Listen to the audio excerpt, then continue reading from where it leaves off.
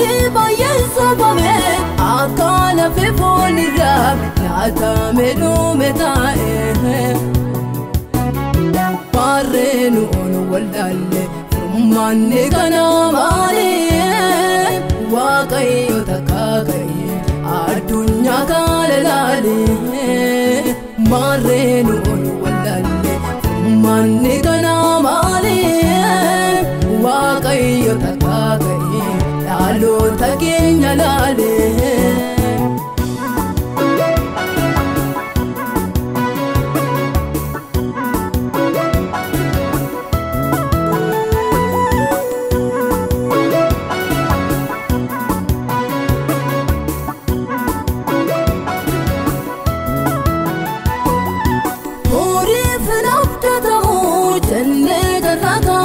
Namoota baay'ee dhabne Barraanuu yaadanis Daaluun urgaan qibsi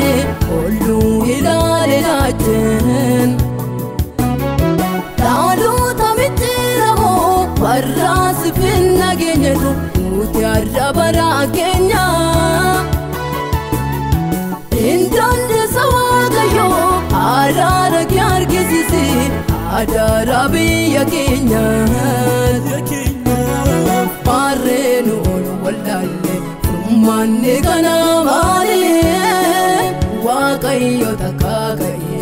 addunyaa kana laale Marreenu onu waldaalle furmaanni kana maali Waaqayyo takkaa ka'e dhaloota keenya laale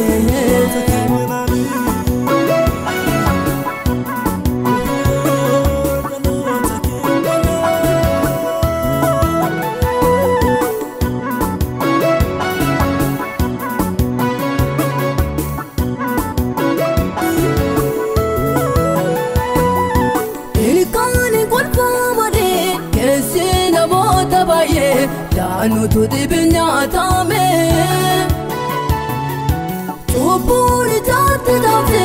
harrayyuu tunchaa jira kan mul'anni saatame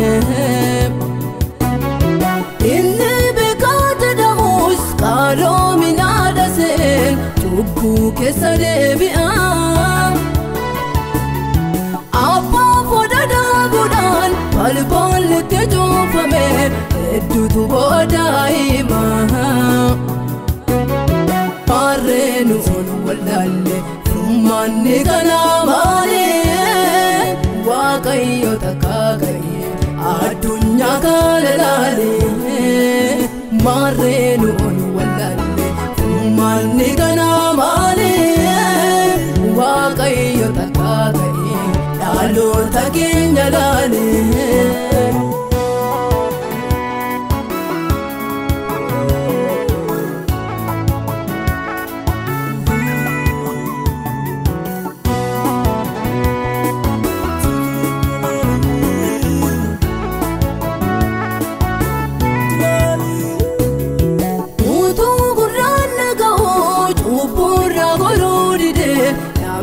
Ijajabata